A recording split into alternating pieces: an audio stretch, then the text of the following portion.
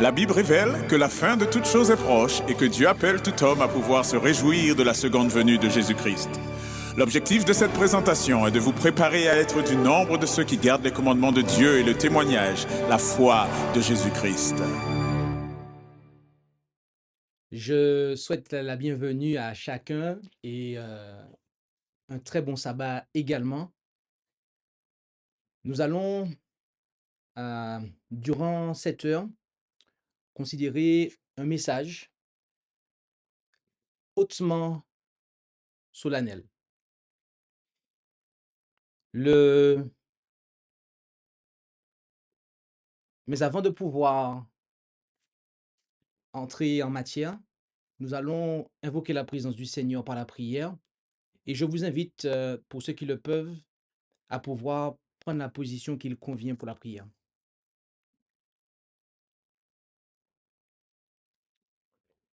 Notre Dieu, notre Père céleste, nous voulons te remercier pour ce moment.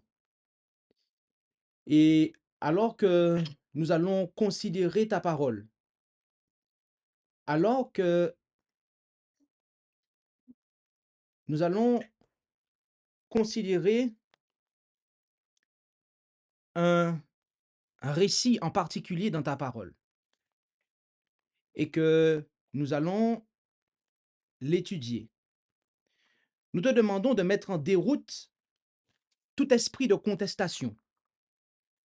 Nous te demandons de mettre en déroute tout esprit visant et qui entraîne à caresser le péché, qui nous prive de ta présence.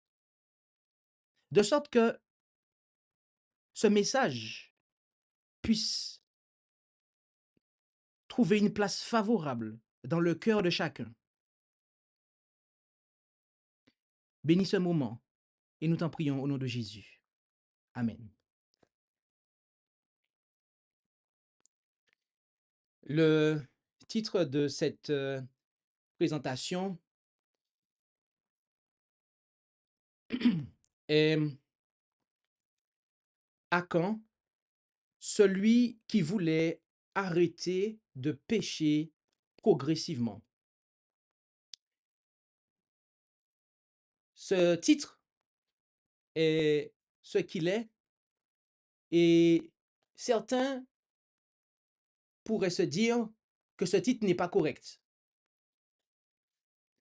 Mais je tiens à dire que à la fin de la présentation, vous comprendrez pourquoi ce titre a été choisi. Et ceux qui ont pensé que ce titre n'était pas correct auront à réfléchir profondément.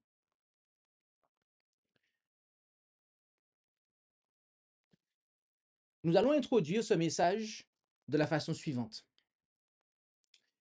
Dieu souhaite habiter au milieu de son Église.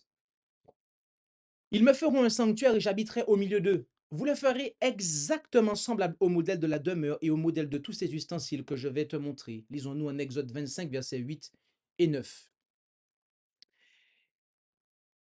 Et sans l'amputation, à savoir la radiation du membre atteint, le péché se répand dans le corps du Christ qu'est l'Église. En effet, en 1 Corinthiens 12, verset 27, « Or, vous êtes le corps de Christ et vous êtes ses membres, chacun en particulier. » Et Matthieu 5, verset 29 et 30, « Que si ton œil droit te fait tomber dans le péché, arrache-le et jette-le loin de toi, car il vaut mieux pour toi que de tes membres périssent, que tout ton corps était jeté dans la géhenne. Et si ta main droite te fait tomber dans le péché, coupe-la et jette-la loin de toi, car il vaut mieux pour toi qu'un de tes membres périsse, que tout ton corps était jeté dans la géhenne. »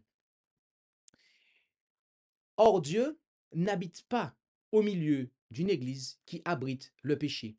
En effet, en Ésaïe 59, versets 1 et 2, « Voici, la main de l'Éternel n'est pas trop courte pour délivrer, ni son oreille trop pesante pour entendre. Mais ce sont vos iniquités qui ont fait la séparation entre vous et votre Dieu. Et ce sont vos péchés qui lui font cacher sa face pour ne plus vous entendre. » Bien-aimés, Nous avons interrompu notre série de présentations sur Daniel, car il y a une raison à cela. Et il n'est pas quelque chose de conforme qu'un ministre donne constamment des sermons, mais lorsque cela arrive, c'est que la situation est très grave. Et cette présentation et un tel message s'applique à toutes celles et ceux qui font profession de la vérité présente. Toutes celles et ceux qui professent la vérité présente. Et tout particulièrement, toutes celles et ceux qui ont pris un engagement dans toute la vérité présente.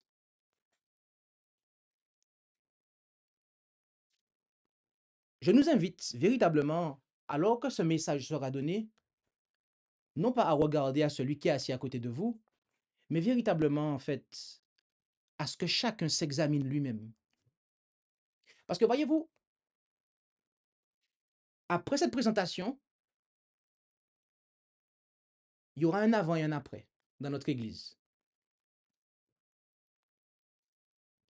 Et voyez-vous, toutes celles et ceux qui considèrent cette présentation, par le simple fait de considérer cette présentation, vous vous engagez à mettre en application ces choses. En tout cas, vous allez tous prendre une position. Tout le monde prendra une position après cette présentation. Personne ne sera neutre. Personne. Personne.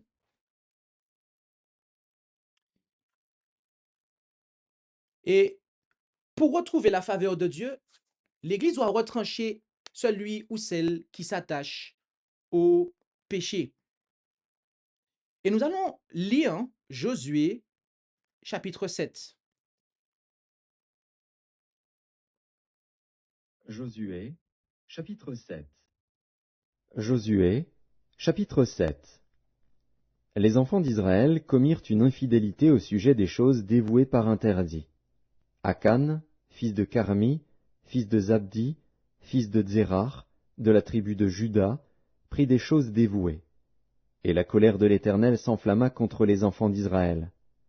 Josué envoya de Jéricho des hommes vers Haï, qui est près de Beth-Aven, à l'orient de Béthel. Il leur dit, « Montez et explorez le pays. » Et ces hommes montèrent et explorèrent Haï. Ils revinrent auprès de Josué et lui dirent, « Il est inutile de faire marcher tout le peuple. 2 ou 3 000 hommes suffiront pour battre Haï. Ne donne pas cette fatigue à tout le peuple, car ils sont en petit nombre. » 3 000 hommes environ se mirent en marche, mais ils prirent la fuite devant les gens d'Haï. Les gens d'Haï leur tuèrent environ 36 hommes. Ils les poursuivirent depuis la porte jusqu'à Shebarim et les battirent à la descente. Le peuple fut consterné et perdit courage. Josué déchira ses vêtements et se prosterna jusqu'au soir le visage contre terre devant l'arche de l'Éternel, lui et les anciens d'Israël, et ils se couvrirent la tête de poussière. Josué dit, « Ah, Seigneur Éternel, pourquoi as-tu fait passer le Jourdain à ce peuple, pour nous livrer entre les mains des Amoréens et nous faire périr? Oh, si nous eussions su rester de l'autre côté du Jourdain! De grâce, Seigneur, que dirais-je, après qu'Israël a tourné le dos devant ses ennemis? Les Cananéens et tous les habitants du pays l'apprendront, ils nous envelopperont, et ils feront disparaître notre nom de la terre. Et que feras-tu pour ton grand nom? » L'Éternel dit à Josué, « Lève-toi. Pourquoi restes-tu ainsi couché sur ton visage? Israël a péché. Ils ont transgressé mon alliance que je leur ai prescrite. Ils ont pris des choses dévouées par interdit. Ils les ont dérobées et ont dissimulé, et ils les ont cachées parmi leurs bagages. Aussi les enfants d'Israël ne peuvent-ils résister à leurs ennemis? Ils tourneront le dos devant leurs ennemis, car ils sont sous l'interdit. Je ne serai plus avec vous, si vous ne détruisez pas l'interdit du milieu de vous. Lève-toi, sanctifie le peuple. Tu diras, sanctifiez-vous pour demain, car ainsi parle l'Éternel, le Dieu d'Israël. Il y a de l'interdit au milieu de toi, Israël. Tu ne pourras résister à tes ennemis, jusqu'à ce que vous ayez ôté l'interdit du milieu de vous. Vous vous approcherez le matin selon vos tribus. Et la tribu que désignera l'Éternel s'approchera par famille, et la famille que désignera l'Éternel s'approchera par maison, et la maison que désignera l'Éternel s'approchera par homme. Celui qui sera désigné comme ayant pris de ce qui était dévoué par interdit sera brûlé au feu, lui et tout ce qui lui appartient, pour avoir transgressé l'alliance de l'Éternel et commis une infamie en Israël. Josué se leva de bon matin, et il fit approcher Israël selon ses tribus, et la tribu de Juda fut désignée. Il fit approcher les familles de Juda, et la famille de Tsérar fut désignée. Il fit approcher la famille de Tsérar par maison, et Zabdi fut désigné. Il fit approcher la maison de Zabdi par homme, et Akan, fils de Carmi, fils de Zabdi, fils de Tsérar, de la tribu de Juda, fut désigné. Josué dit à Akan, « Mon fils, donne gloire à l'Éternel, le Dieu d'Israël, et rends-lui hommage. Dis-moi donc ce que tu as fait, ne me le cache point. » Akan répondit à Josué, et dit, « Il est vrai que j'ai péché contre l'Éternel, le Dieu d'Israël, et voici ce que j'ai fait. J'ai vu dans le butin un beau manteau de Shinéar, 200 cycles d'argent, et un lingot d'or du poids de 50 cycles. Je les ai convoités, et je les ai pris. Ils sont cachés dans la terre au milieu de ma tente, et l'argent est dessous. » Josué envoya des gens, qui coururent à la tente, et voici, les objets étaient cachés dans la tente d'Akan, et l'argent était dessous. Ils les prirent du milieu de la tente, les apportèrent à Josué et à tous les enfants d'Israël, et les déposèrent devant l'Éternel. Josué et tout Israël avec lui prirent Akan, fils de Tsérar, l'argent, le manteau, le lingot d'or, les fils et les filles d'Akan, ses bœufs, ses ânes, ses brebis, sa tente, et tout ce qui lui appartenait. Et ils les firent monter dans la vallée d'Accor. Josué dit, « Pourquoi nous as-tu troublés? L'Éternel te troublera aujourd'hui. » Et tout Israël le lapida. On les brûla au feu, on les lapida, et l'on éleva sur Akan un grand monceau de pierre qui subsiste encore aujourd'hui. Et l'Éternel revint de l'ardeur de sa colère. C'est à cause de cet événement qu'on a donné jusqu'à ce jour à ce lieu le nom de vallée d'Accor. Nous venons de considérer ce récit hautement solennel et terrible. Et nous allons considérer le contexte. Le Seigneur avait fait des merveilles pour son peuple.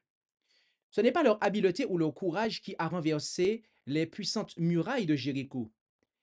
La puissance du Seigneur des armées leur avait donné la victoire. Cette ville pouvait être considérée comme les prémices de Canaan et devait donc être entièrement consacrée à l'Éternel. Les seuls avantages que le peuple devait retirer de son succès étaient la destruction de ses ennemis et la maîtrise du pays. C'est pourquoi il lui était interdit de s'approprier le butin.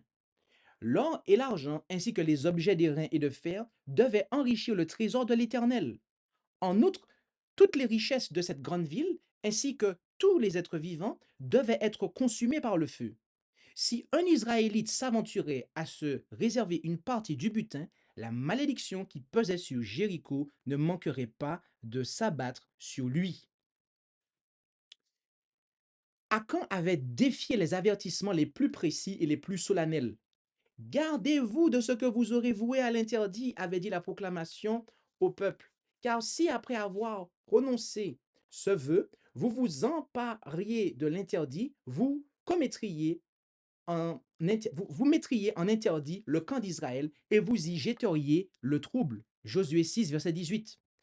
Cet ordre avait été donné immédiatement après le miraculeux passage du Jourdain, après le renouvellement de l'alliance et la circoncision et de la Pâque, et après l'apparition de l'ange de l'alliance, chef de l'armée de l'Éternel. Il avait été suivi de la ruine de Jéricho, présage du sort qui attendait infailliblement les transgresseurs de la loi de Dieu et preuve éclatante de sa puissance.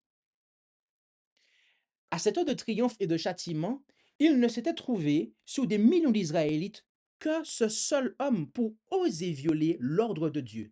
La cupidité d'Akan avait été excité par un fastueux vêtement babylonien qu'il appelait encore, au moment d'être exécuté, un beau manteau de chinéa.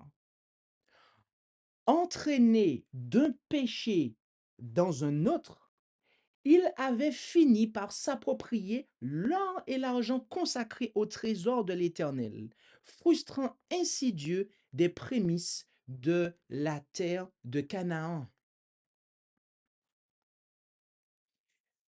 Le péché même qui causa la perte d'Akan avait sa racine dans l'amour de l'argent. C'est un des péchés les plus communs de nos jours et dont on fait le moins de cas. D'autres fautes sont poursuivies et châtiées, mais il est très rare que la violation du 10e commandement donne lieu ne fût-ce qu'à une simple réprimande. L'histoire d'Akan est là pour nous en apprendre l'énormité et les terribles conséquences. Soyons clairs sur une chose, c'est que ce message n'est pas de moi. Nous allons véritablement considérer ce que dit l'inspiration à ce sujet, mais je vais juste développer des aspects. Notez une chose, c'est que le péché d'Akan, c'est le péché de convoitise en fait. Le péché d'Akan, c'est le péché de convoitise, transgression du 10e commandement. Il a lui-même dit, j'ai convoité. La convoitise a lieu, prend naissance où en fait? Elle se produit où? Ça a lieu où en fait? Dans le cœur.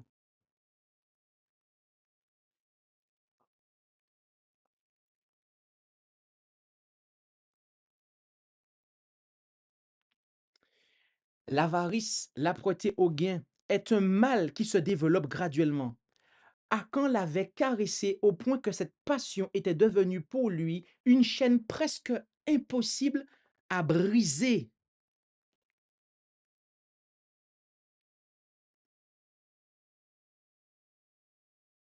Akan a joué avec un péché. Déjà arrivé à ce stade, vous devez normalement comprendre pourquoi ce titre a été donné à la présentation.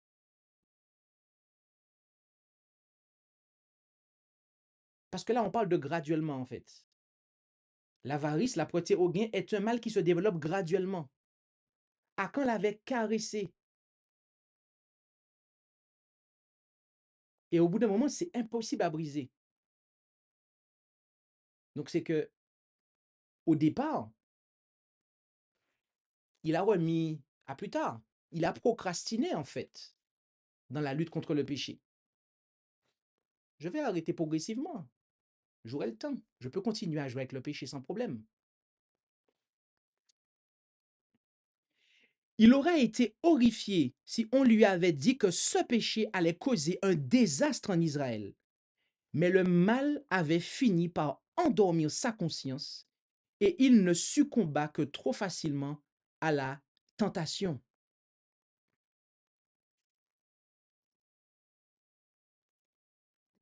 Notez l'aspect de la conscience. Le mal avait fini par endormir sa conscience.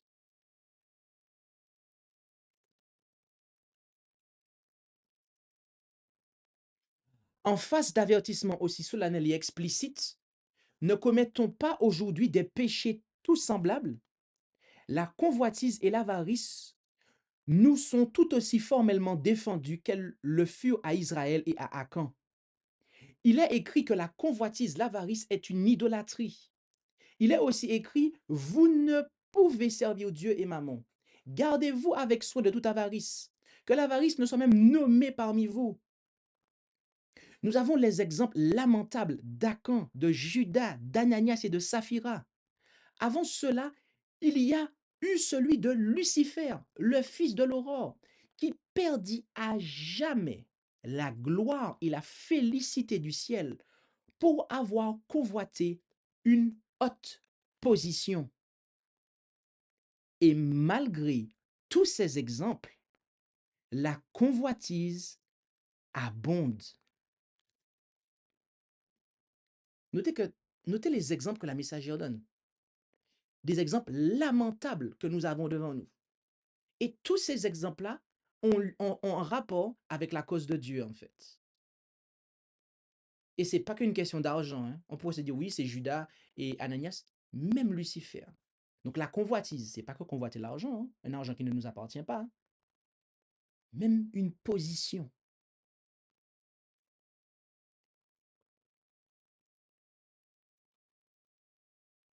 Sa trace visqueuse se retrouve partout. Elle crée le mécontentement et la dissension dans les familles. Chez le pauvre, elle fait naître l'envie et la haine contre le riche. Et chez le riche, elle provoque l'oppression spoliatrice du pauvre. Ce mal n'existe pas seulement dans le monde, mais dans l'Église, où il est fréquent de rencontrer l'égoïsme, l'avarice, la rapacité, l'indifférence vis-à-vis des indigents et la frustration de Dieu dans les dîmes et dans les offrandes. Que d'Acan, hélas, parmi les membres considérés des églises.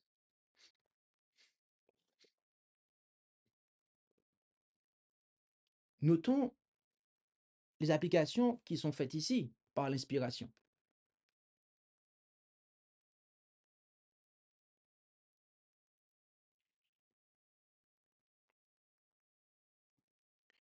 Nous allons maintenant reprendre section par section du chapitre 7 avec des commentaires et des applications, de manière à vraiment avoir une image très claire de quoi nous parlons.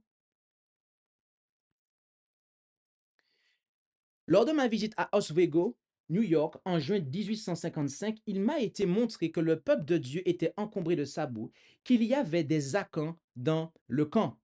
L'œuvre de Dieu n'a guère progressé et beaucoup de ses serviteurs se sont découragés parce que la vérité n'a pas eu plus d'effet dans l'État de New York et qu'il n'y a pas eu plus d'ajouts à l'Église. Le parti des messagers s'est levé et nous allons souffrir de leurs logs mensongères et de leurs fausses déclarations. Mais nous devons tout supporter avec patience car ils ne nuiront pas à la cause de Dieu. Maintenant qu'ils nous ont quittés, autant qu'ils l'auraient fait par leur influence s'ils étaient restés avec nous. La colère de Dieu s'est abattue sur l'Église à cause de la présence en son sein d'individus au cœur corrompu. Ils ont voulu être au premier rang, alors que ni Dieu ni leurs frères ne les y avaient placés. L'égoïsme et l'exaltation ont marqué leur parcours. Une place est maintenant ouverte pour tout cela et ils peuvent aller et trouver un pâturage avec ceux qui sont de leur espèce. Et nous devrions louer Dieu d'avoir, dans sa miséricorde, débarrassé l'Église de ces personnes. Dieu a abandonné beaucoup de ces personnes à leur propre voie pour les remplir de leurs propres actions. Une excitation et une sympathie les conduisent maintenant, ce qui en trompera certains. Mais toute personne honnête sera éclairée sur le véritable état de cette compagnie et restera avec le peuple particulier de Dieu, gardera fermement la vérité et suivra l'humble chemin sans être affecté par l'influence de ceux qui ont été abandonnés par Dieu à leur propre voie pour être remplis de leurs propres actions. J'ai vu que Dieu avait donné à ces personnes l'occasion de se réformer, qu'il les avait éclairés sur leur amour de soi et leurs autres péchés, mais qu'elles ne voulaient pas en tenir compte. Ils n'ont pas voulu se réformer et il a miséricordieusement débarrassé l'Église de ces personnes. La vérité s'imposera si les serviteurs de Dieu et l'Église se consacrent à lui et à sa cause. J'ai vu que le peuple de Dieu doit se réveiller et revêtir l'armure. Le Christ vient et la grande œuvre du dernier message de miséricorde est trop importante pour que nous l'abandonnions et descendions répondre aux faussetés, aux déformations et aux calomnies dont le parti des messagers s'est nourri et qu'il a répandu. La vérité présente, nous devons nous y attarder. Nous accomplissons une grande œuvre et nous ne pouvons pas nous arrêter. Satan est dans tout cela pour détourner nos esprits de la vérité présente et de la venue du Christ. L'ange dit, Jésus c'est tout, Jésus c'est tout. Dans peu de temps, leur jour viendra. Tous seront jugés selon les œuvres accomplies dans le corps. La langue mensongère sera arrêtée. Les pécheurs de Sion auront peur et la peur surprendra les hypocrites. Brièvement, ici, nous sommes en 1855. L'église adventiste du 7e jour n'est pas encore organisée. Et pourtant, la messagère parle de notre église. Je vous laisse cogiter sur l'application. Donc, on est dans la vérité présente, mais il n'y a pas encore d'organisation. Et la messagère dit déjà notre église. Donc, une église qui n'est pas organisée. Et il y avait un parti, d'accord, qui s'intitulait le Parti des messagers et qui faisait de fausses déclarations. Parce que, notamment, ils avaient de faux enseignements, d'accord? Et ils induisaient les gens en erreur. Ils induisaient les gens en erreur. Et ils cherchaient même à gagner par leur sympathie des gens pour les détourner des commandements de Dieu et de la foi de Jésus, à l'obéissance de la vérité. Et la messagère a fait comprendre, en plus de ça, il faisait de faux rapports sur des ouvriers qui prêchaient la vérité, et etc. de choses. La messagère, Dieu a fait comprendre à la messagère que il a agi pour débarrasser l'Église de ses influences négatives. Bien-aimés, de nos jours, dans notre mouvement, il y a des faux ministères. Et nous avons déjà eu l'occasion d'en parler et nous vous invitons à nouveau à pouvoir considérer cela. Je ne sais pas si je vais devoir développer davantage, mais en tout cas, lorsque vous considérez les enseignements, les faux enseignements auxquels certains sont attachés, pensez à ça. Pensez à ça. Lorsque vous vous posez des questions, pourquoi telle et telle personne ont quitté avant que notre église soit organisée, pensez à ça. Regardez ça. Parce que si vous me posez la question, moi je vous renverrai à ça. Je ne ferai pas d'autres déclarations.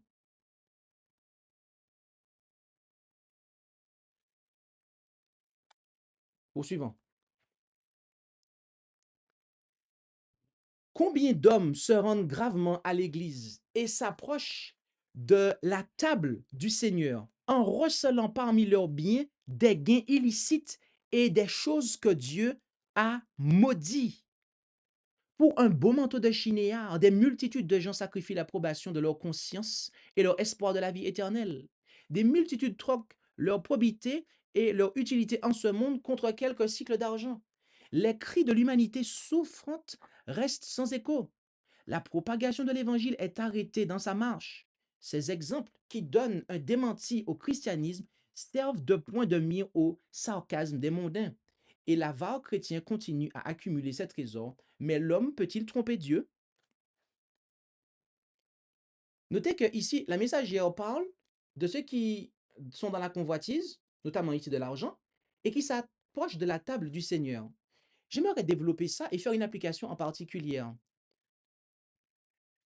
Il y a, ou devrais-je dire, et quand je parle ainsi, n'oubliez pas que je suis un ministre de l'Évangile et que j'ai à charge plusieurs églises. Est-il possible que dans nos églises, nous ayons des personnes qui refusent de prendre le souper du Seigneur? Alors oui, si on sait qu'on n'est pas en règle avec Dieu, effectivement, quand on lit ce que Paul dit en 1 Corinthiens 11, on doit s'abstenir. Mais lorsqu'on est... Ça, c'est quelque chose. Mais il y a un extrême, en fait. C'est qu'on prend les paroles de Paul pour s'installer dans une abstention persistante. Mais là, il y a un problème. Si on s'abstient de prendre le souper du Seigneur de manière répétitive, alors déjà, si on s'abstient de prendre le souper du Seigneur une fois, c'est parce qu'il y a de l'interdit dans notre vie, en fait. Première chose. Mais si on s'abstient de le faire plusieurs fois, mais c'est qu'on vit dans l'interdit, en fait. On vit dans le péché. Soyons clairs. Disons-le franchement, en fait. Je le dis parce que il se peut qu'il y ait une mauvaise compréhension parmi nous. Et c'est pas normal que nous soyons membres d'église, que notre nom soit inscrit sur le registre et que nous ne prenons pas le souper du Seigneur parce qu'il y a de l'interdit dans notre vie, en fait. Ça non plus, c'est pas normal.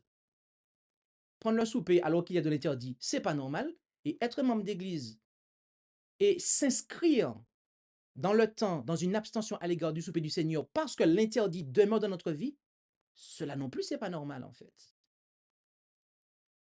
Cela non plus, disons-le franchement, n'est pas normal.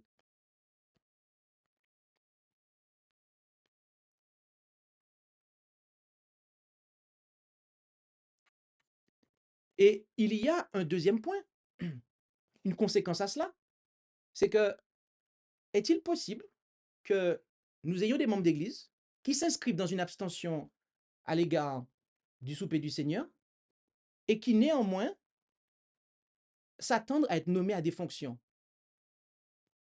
Est-ce que ça, c'est possible? Est-ce que ça, c'est conforme en fait? Jésus nous dit, si, si tu sais que ton frère a quelque chose contre toi, laisse-la ton offrande et va d'abord te réconcilier avec ton frère. Vous savez, c'est quoi les offrandes?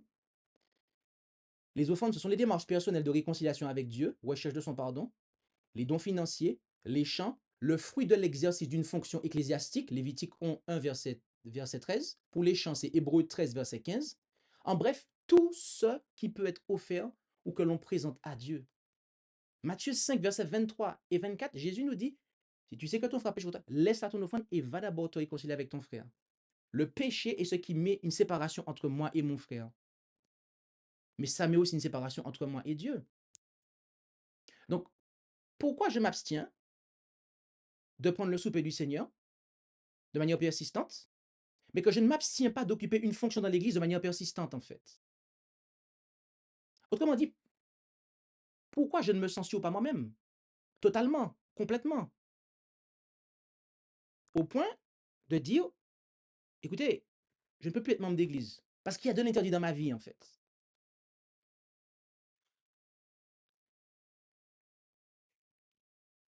Cela serait une démarche noble.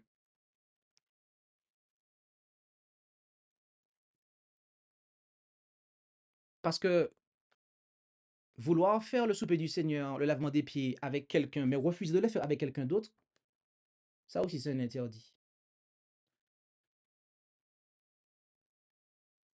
Parce que si on est capable de faire le souper du Seigneur avec quelqu'un dans l'église, mais qu'on ne peut pas le faire avec quelqu'un d'autre,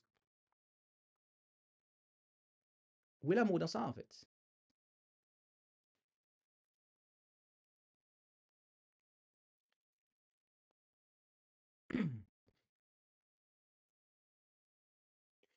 Ces gens-là se mesurent à eux-mêmes et se comparent à eux-mêmes. Le plus grand tort qu'on puisse leur causer serait de les retenir, fussent-ils rédacteurs ou administrateurs. Dieu n'est pas avec un tel homme. Vous ne pouvez compter sur lui. Son âme est entourée d'une atmosphère d'incrédulité. Les comparaisons qu'il a fait l'ont mené à user de duplicité, etc., etc. Et la message assimile ça au péché d'Acan. Bien aimé, un Acan, autrement dit, ne peut pas occuper une fonction dans l'Église.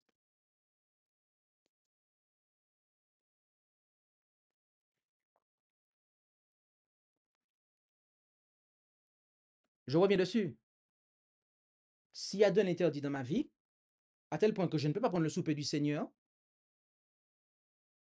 je ne peux pas non plus occuper une fonction dans l'Église, en fait. Et là, on ne parle pas de haute fonction, hein, n'importe quelle fonction. Et j'aimerais clarifier quelque chose. Normalement, quand on sait que le souper du Seigneur approche, s'il y a quelque chose qui ne va pas dans notre vie, on le met en règle, en fait.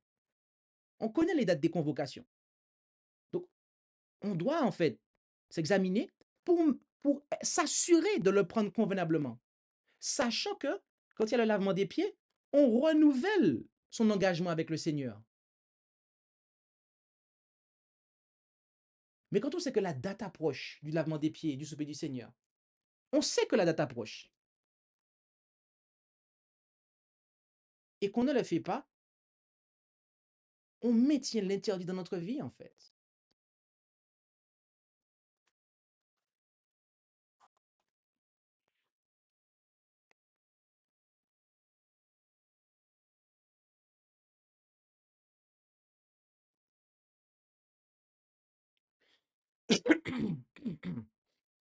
Le péché d'Acan avait fait courir un grand péril à toute la nation. Aujourd'hui encore, la faute d'un seul homme peut attirer sur l'Église le déplaisir de Dieu, qui pèsera sur elle jusqu'à ce que le mal ait été découvert et banni de son sein. Les plus grands maux qui menacent l'Église ne viennent pas de ses ennemis déclarés, des incrédules et des blasphémateurs, mais bien de ses membres indignes. Ce sont eux qui la privent de la bénédiction du Dieu d'Israël.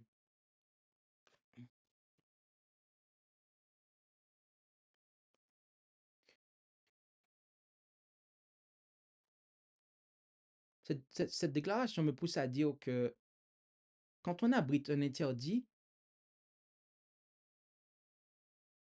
en définitive, on n'aime pas ses frères et sœurs, puisqu'on leur cause des problèmes. Et ça, c'est une pensée, une conclusion inévitable qui va revenir à chaque fois. Marchez avec circonspection. Vous vous êtes intéressé aux âmes.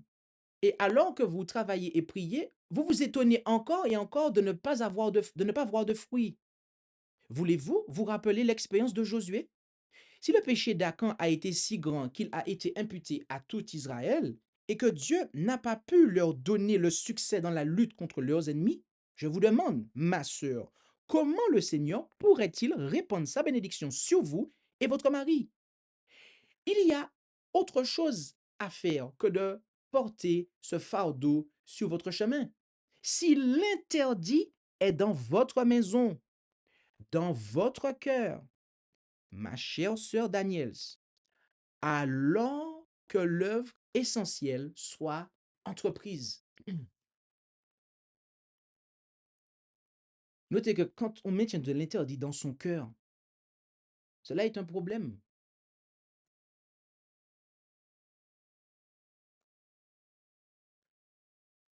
Le simple fait de l'avoir dans son cœur, c'est un problème pour nous empêcher de travailler au salut des âmes. Dieu ne peut pas bénir notre évangélisation. Juste dans son cœur. Juste ça.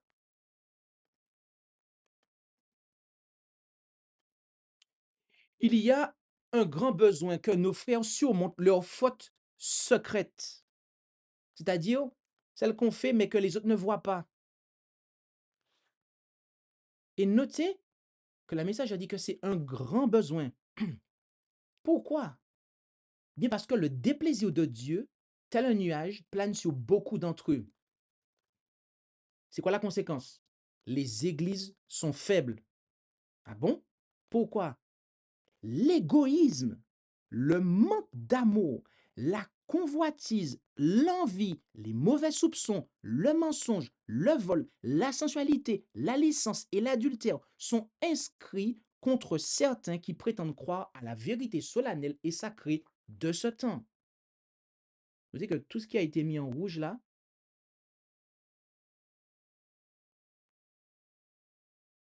c'est quand on fait ça aujourd'hui, c'est Aka moderne. Comment ces interdits, et donc ce sont des interdits, hein, c'est surtout ce que je voulais dire, c'est que ces choses-là, ce sont des interdits en fait. D'ailleurs, au passage, interdit signifie faire quelque chose qui est interdit par la parole de Dieu. Et quel autre code que les 10 commandements clarifie mieux ce qu'est l'interdit? Donc, comment ces interdits peuvent-ils être éliminés du camp alors que des hommes qui prétendent être chrétiens les pratiquent constamment? Notez bien ce qui est dit là. Il y a une différence entre quelqu'un qui pêche et quelqu'un qui vit dans le péché. Et ça, c'est une différence qu'on devrait tous être capables de faire. Et à ma grande surprise, j'ai découvert que certains ne savaient pas faire cette différence-là, en fait. Vous pouvez par inadvertance, par manque de focalisation sur Jésus, commettre une erreur, commettre un péché. Vous avez péché. Mais on ne peut pas dire que vous avez vécu dans le péché. Par contre, lorsque la chose est pratiquée constamment, tout comme quelqu'un qui pratique le basket, Chaque semaine, à telle heure, il a son cours de basket. C'est régulier. Il pratique le basket. Mais est-ce que quelqu'un qui a fait du basket 2 fois ou 3 fois dans toute sa vie, on peut dire qu'il a pratiqué le basket? Et même si vos parents vous obligent à faire du basket et que vous n'aimez pas faire du basket, mais néanmoins vous pratiquez le basket. Donc, que vous preniez plaisir ou pas, vous pratiquez la chose. Je ne sais pas si c'est, je sais pas si c'est clair. Mais si c'est pas clair, si, bien aimé, mon ami, tu ne sais pas faire la différence entre le péché et vivre dans le péché, contacte-moi en privé. On va en parler, on va prier là-dessus. Mais ça devrait être très clair. Comment ces interdits peuvent-ils être éliminés du camp alors que des hommes qui prétendent être chrétiens les pratiquent constamment? Ils sont quelque peu prudents devant les hommes, mais ils sont une offense à Dieu. Ses yeux purs voient, un témoin enregistre tous leurs péchés, publics et secrets. Et s'ils ne se repentent pas et ne confessent pas leurs péchés devant Dieu, s'ils ne tombent pas sous le rocher et ne sont pas brisés, leurs péchés resteront imputés dans les livres d'archives. Oh, des histoires effrayantes s'ouvriront au monde lors du jugement. Des histoires de péchés jamais confessés, de péchés non effacés. Oh, si ces pauvres âmes pouvaient voir qu'elles accumulent de la colère pour le jour de la colère, alors les pensées du cœur, comme les actions, seront dévoilées. Je vous le dis, mes frères et sœurs, il est nécessaire d'humilier vos âmes devant Dieu. Cessez de faire le mal. Mais ne vous arrêtez pas là. Apprenez à faire le bien. On ne peut glorifier Dieu qu'en portant du fruit pour sa gloire.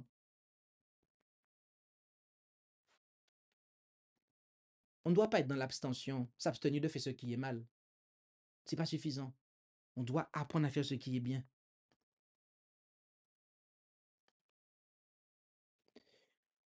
Il fut un temps où Israël ne pouvait pas l'emporter sur ses ennemis. C'était à cause du péché d'Acan. Dieu déclara, je ne serai plus avec vous si vous n'exterminez l'interdit du milieu de vous. Josué 7, verset 12. Dieu est le même aujourd'hui. Si des péchés odieux sont entretenus par ceux qui prétendent croire à la vérité, le déplaisir de Dieu repose sur l'Église. Et il ne le supprimera pas tant que les membres ne feront pas tout ce qui est en leur pouvoir pour montrer leur haine du péché et leur détermination à l'expulser de l'Église. J'aimerais m'arrêter là un instant. Est-il possible que dans un cas de, de péché persistant,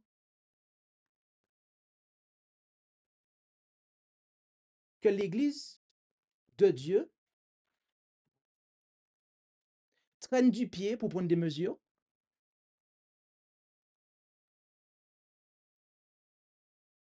Ou encore, est-il possible que l'Église, toute l'Église, refuse de prendre une mesure ou s'abstient de voir la mesure appliquée? Je pose juste la question ici, parce que la réponse va tomber tout à l'heure.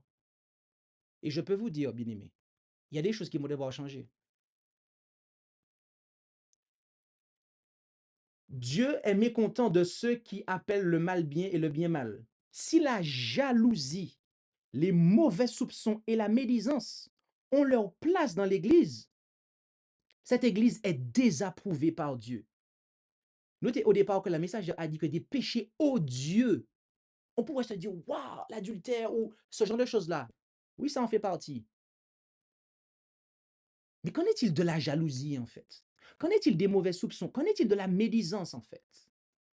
Et des autres choses qui ont été soulignées dans d'autres déclarations et qui vont l'être.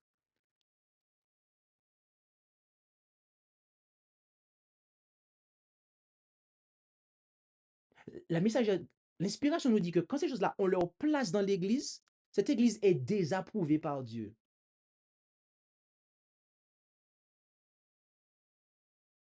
Il n'est pas dit que c'est une Église qui est apostate, hein? Soyons clairs sur ça, hein.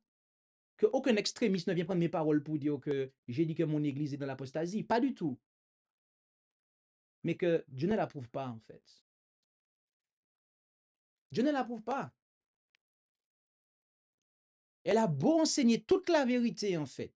Si ces choses-là sont tolérées, Dieu ne l'approuve pas, en fait. Elle sera spirituellement malsaine jusqu'à ce qu'elle soit purifiée de ses péchés. Car jusqu'à ce moment-là, Dieu ne peut pas révéler sa puissance pour profiter, pour fortifier et élever son peuple et lui donner la victoire. L'inspiration me dit que quand ces choses-là sont entretenues et ne sont pas expulsés de l'Église, ces comportements-là, et malheureusement ceux aussi qui s'y attachent, il est dit que l'Église est malsaine en fait. Vous pouvez avoir une maison dont le gros œuvre, c'est-à-dire les murs et tout, la toiture, ok, elle est correcte. On ne va pas la battre. Mais en fait, on a tellement fumé dans la maison que même quand la personne, en fait, n'est pas là, en fait, vous sentez l'odeur de la cigarette. Et faudrait laisser les fenêtres ouvertes longtemps, peut-être même refaire la peinture pour que, eh bien, vivre dans cette maison. Une église, soyons clairs, une église peut enseigner la vérité, toute la vérité en fait. Mais si ces choses-là sont tolérées,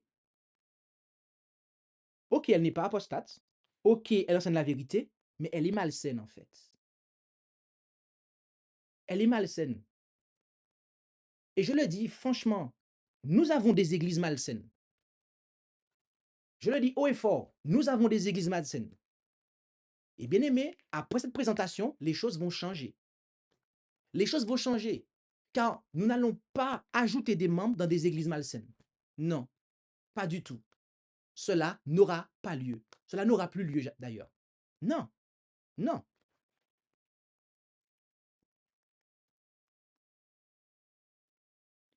La plainte de Josué.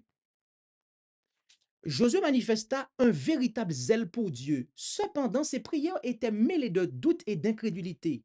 Penser que Dieu avait fait passer le Jourdain au peuple pour le livrer au pouvoir des païens était coupable et indigne d'un chef d'Israël. Les sentiments de découragement et de méfiance qu'hébergeait Josué étaient inexcusables, compte tenu des miracles puissants que Dieu avait accomplis pour la libération de son peuple et de la promesse répétée qu'il serait avec eux pour expulser les habitants impies de la terre.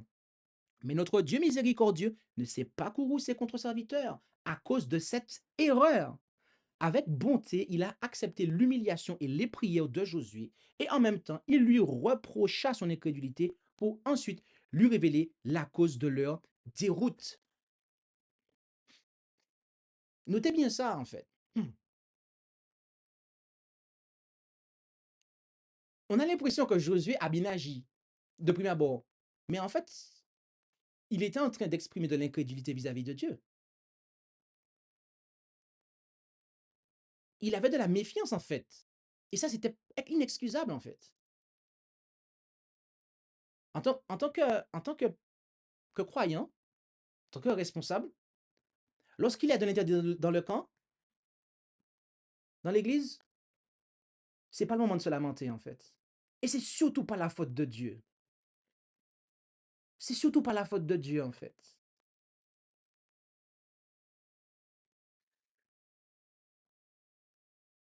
Pourquoi tu nous as fait traverser le Jourdain? Oui, pourquoi tu nous as permis de nous organiser et aujourd'hui, on est dans cet état? C'est pas la faute de Dieu, en fait. Il y a un travail à faire. Il y a un travail à faire. Israël avait péché et Josué, en tant que premier magistrat, avait pour tâche de rechercher le coupable et d'ôter le péché de l'assemblée. Au lieu de conclure que le Seigneur avait provoqué la défaite et la ruine de son peuple, Josué aurait dû s'enquérir avec diligence de la fidélité de tout Israël à l'alliance qu'ils avaient conclue avec Dieu. En tant que ministre, et les anciens aussi, nous avons la responsabilité, en fait, de signaler et de rappeler en fait l'alliance d'église à laquelle nous avons adhéré, soit directement lors de la fondation, soit par les vœux de baptême. Je nous invite vraiment chacun à, pour ceux qui sont membres, à analyser en fait l'alliance d'église, les vœux de baptême.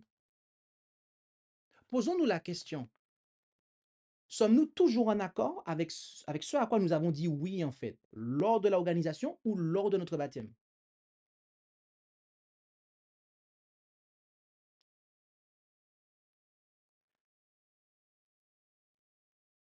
Josué avait laissé une journée en fait, une journée.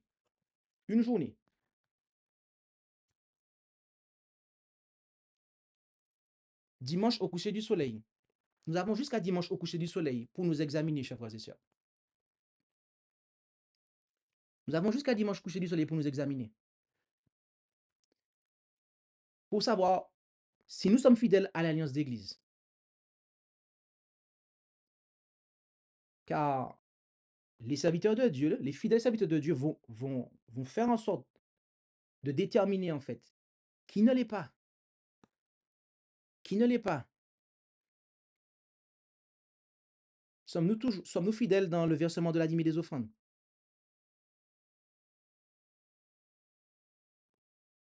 Dans le 9e point, je chercherai à développer les intérêts de l'Église en assistant à ces réunions, c'est-à-dire toutes celles organisées par l'Église. Donc, autrement dit, il n'y a pas de droit à l'absence. Je le précise, il n'y a pas de droit à l'absence. Et mais si je suis malade et compagnie, oui, non, mais ça c'est normal. Je suis malade, ok, d'accord, je peux pas, j'ai un accident, oui. Mais soyons clairs, réfléchissons au vocabulaire qu'on emploie.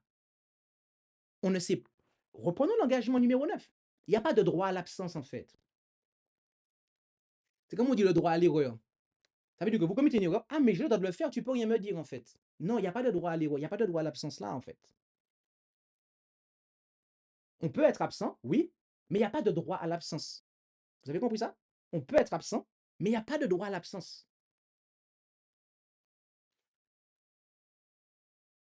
Aux ordonnances, ce qui inclut le souper du Seigneur, en ajoutant mon influence pour étendre son œuvre, ce qui implique le fait d'être en fonction, tandis que l'Église, de son côté, exerce sa vigilance sur moi. Mais pour tout ça, en fait, il faut que l'interdit ne soit pas dans ma vie.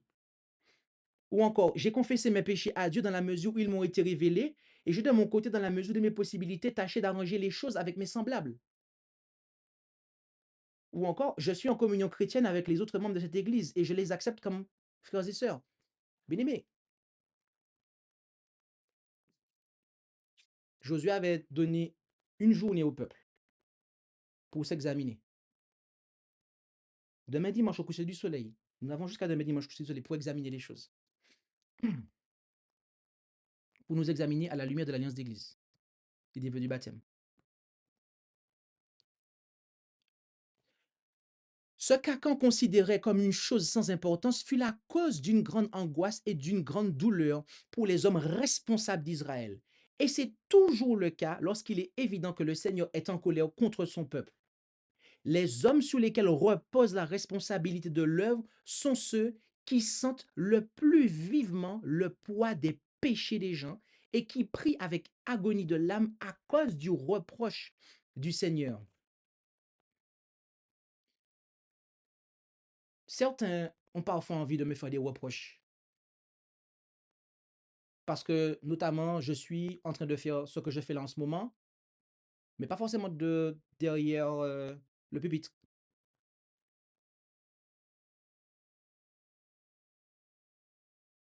Je vous laisse relire ce qui est marqué là.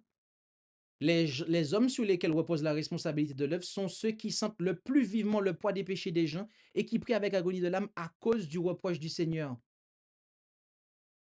Akan, le coupable, ne sentit pas d'affliction. Il prit la chose très froidement. Nous ne trouvons rien dans le récit qui indique qu'il se sentait perturbé. Il n'y a aucune évidence qu'il ait ressenti du remords ou qu'il ait raisonné de cause à effet en disant « Est-ce à cause du vol de ce lingot d'or et du manteau babylonien que nous avons été mis en déroute lors de la bataille ?» Il ne pensait pas réparer sa faute par la confession de son péché et l'humiliation de son âme. Instruction de Dieu. Quand l'Église passe par la tribulation, quand sa froideur et sa médiocrité font la joie de ses ennemis, le moment est venu non de croiser les bras et de se lamenter, mais de se demander s'il n'y a pas un Achan dans le troupeau. Que chacun, dans un esprit d'humiliation, fasse un retour sur lui-même et se mette à rechercher quels sont les péchés secrets qui éloignent la présence de Dieu.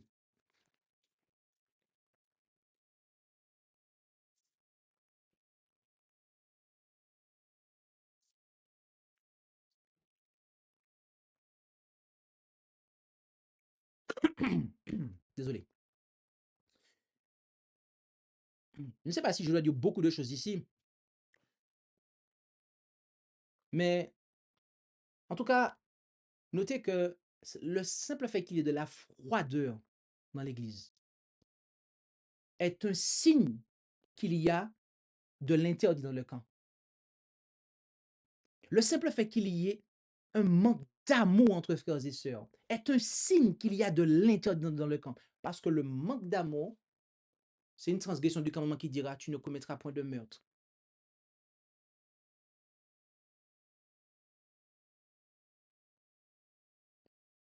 Et ça, c'est pas acceptable en fait.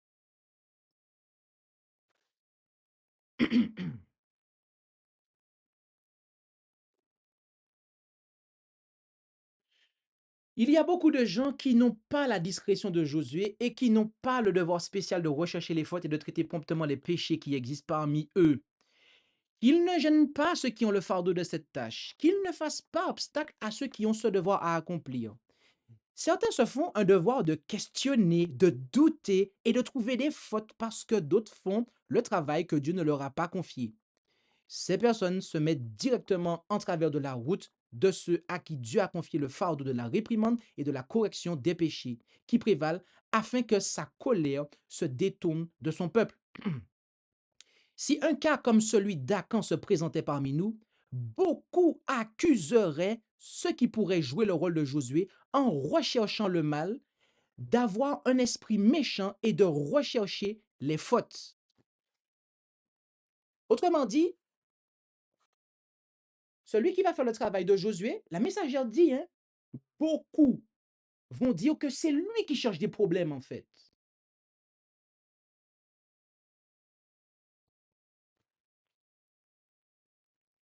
On ne peut pas se moquer de Dieu ni ignorer impunément ses avertissements de la part d'un peuple pervers. La messagère dit que c'est un peuple pervers. Je n'ai rien à rajouter. Comme je vous ai dit, ce message n'est pas de moi. L'histoire d'Achan enseigne la leçon solennelle que par le péché d'un homme, le déplaisir de Dieu reposera sur un peuple ou sur une nation jusqu'à ce que la transgression soit découverte et punie. Le péché est par nature corrupteur. Un homme infecté peut, avec sa lèpre mortelle, communiquer la corruption à des milliers. Ceux qui occupent des postes en tant que gardiens du peuple seront déloyaux à leurs responsabilités s'ils ne découvrent pas fidèlement et ne réprouvent pas le péché. Il y en a beaucoup qui n'osent pas condamner l'iniquité. Pourquoi?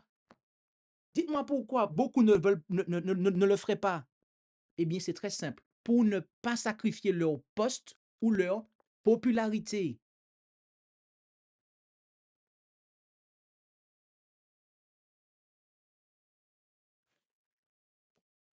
Vous savez, nous sommes dans une église organisée.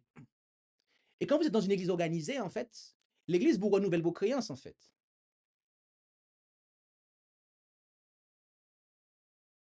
Et l'église a son mot à dire sur si le pasteur peut continuer ou pas, en fait.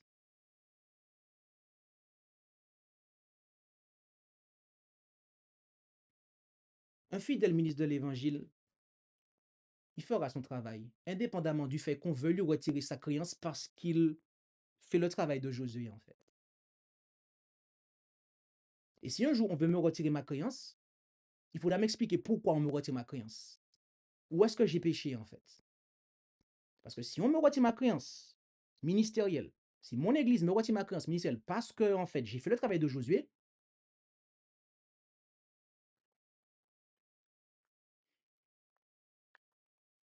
Dieu agira.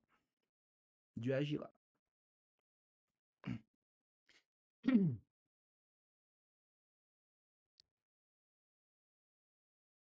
OK? Il y a beaucoup qui n'osent pas condamner l'iniquité pour ne pas sacrifier leur poste ou leur popularité. Et certains considèrent que c'est une faute de charité, autrement dit d'amour, que de blâmer le péché.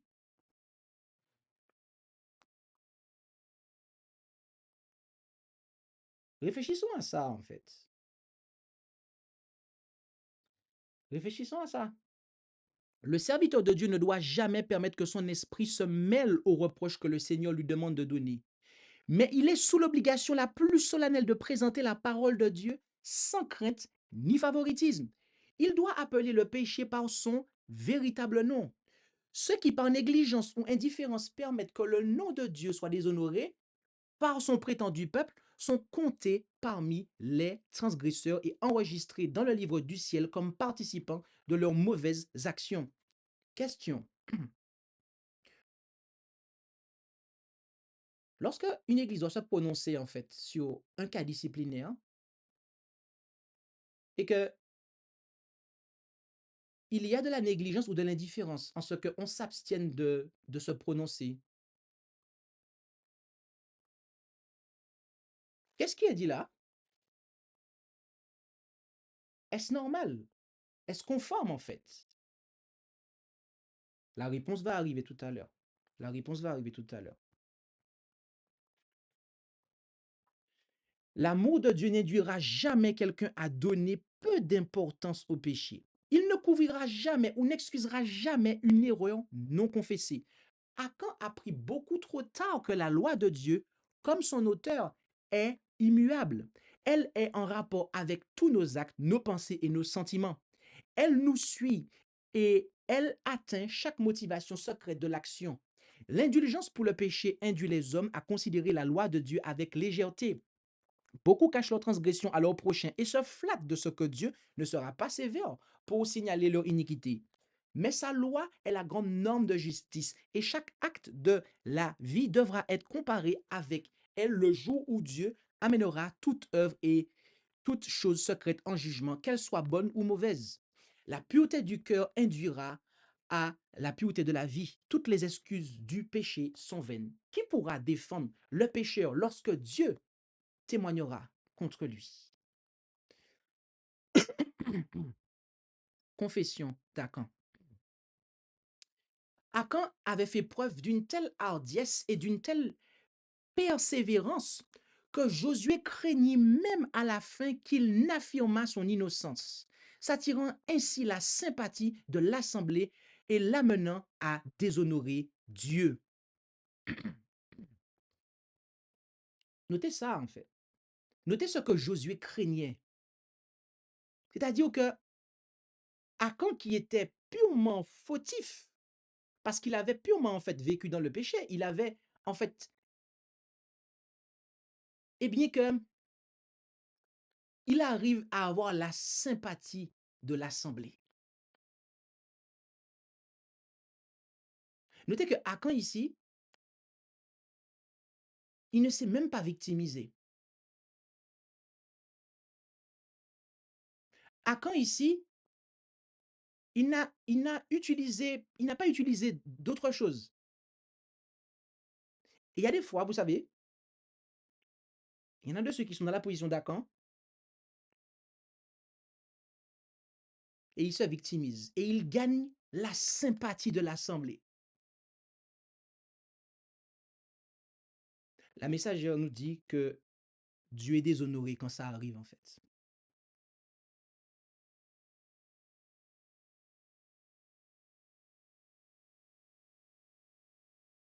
Je nous laisse réfléchir à ça.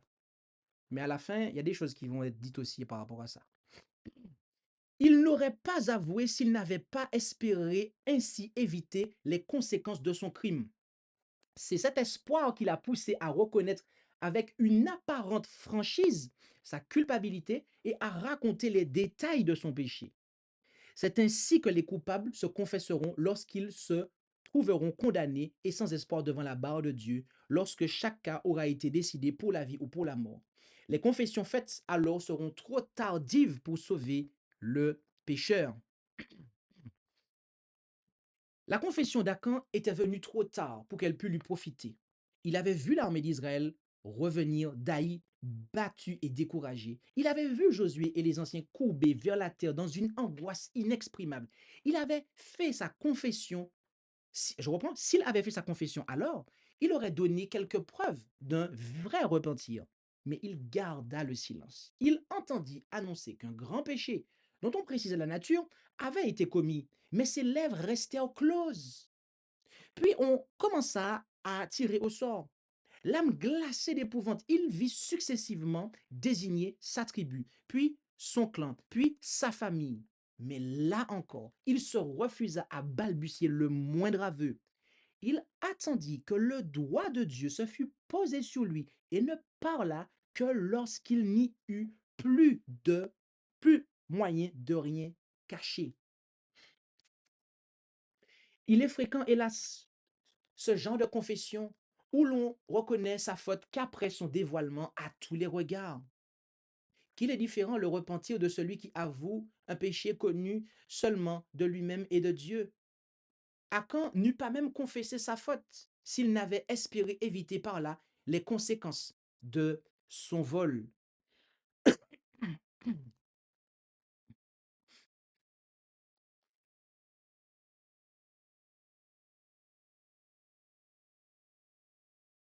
Il y en a de ceux qui confessent, mais uniquement pour éviter les conséquences. Mais ils ne regrettent en rien le péché qu'ils ont commis.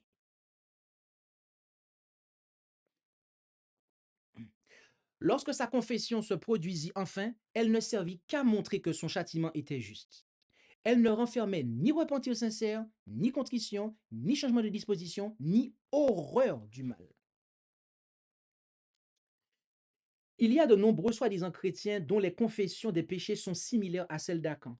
Ils reconnaissent leur indignité de façon générale. C'est très important de souligner ça. Mais ils refusent de confesser leurs péchés dont la culpabilité repose sur leur conscience et qui ont provoqué la colère de Dieu et de son peuple. On confesse de manière générale, mais on sait exactement en fait ce que le Saint-Esprit nous met, mais ça on ne le confesse pas. Et le pire, c'est qu'il y a des gens qui nous aident à mettre le doigt sur la chose.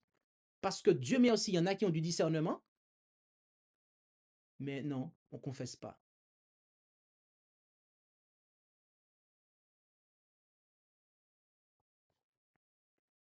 Beaucoup cachent ainsi leur péché d'égoïsme, de mystification, de malhonnêteté envers Dieu et leurs prochains, des péchés dans la famille et beaucoup d'autres qu'il est adéquat de confesser en public.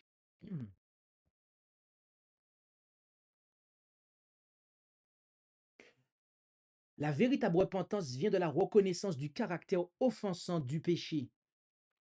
Les confessions générales, c'est-à-dire que quand on dit oui, j'ai péché, compagnie, mais on dit pas c'est quoi, mais on parle en général, ne sont pas le fruit d'une véritable humiliation de l'âme devant Dieu.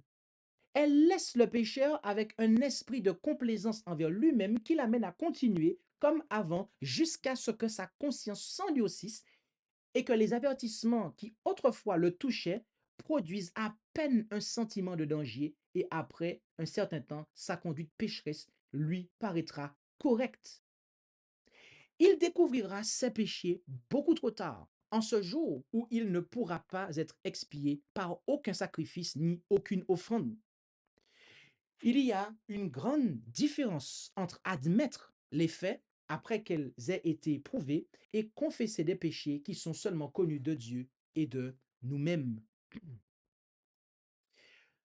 Le mode de confession d'Akan est semblable aux confessions que certains ont fait et feront parmi nous.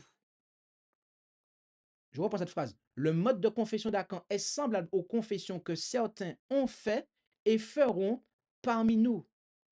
Ils cachent leurs fautes et refusent de se confesser volontairement jusqu'à ce que Dieu les découvre et qu'ils reconnaissent alors leurs péchés. Quelques personnes continuent à commettre des fautes jusqu'à... Donc, notez ça, elles continuent à commettre des fautes. Ça veut dire que c'est une pratique. Encore une fois, jusqu'à ce qu'elles s'endurcissent. Elles peuvent même savoir que l'Église est accablée. Comme Akan savait qu'Israël était affaibli devant ses ennemis à cause de sa faute. Mais leur conscience ne les condamne pas. Ils ne soulageront pas l'Église en humiliant leur cœur orgueilleux et rebelle devant Dieu et en effaçant leurs fautes. Le déplaisir de Dieu est sur son peuple et il ne manifestera pas sa puissance au milieu de lui tant que les péchés existeront parmi lui et seront encouragés par ceux qui occupent des positions de responsabilité. Je reviens à ma petite question de tout à l'heure. Se peut-il que nous ayons des responsables qui, d'une manière ou d'une autre, encouragent l'interdit? Est-ce que c'est possible?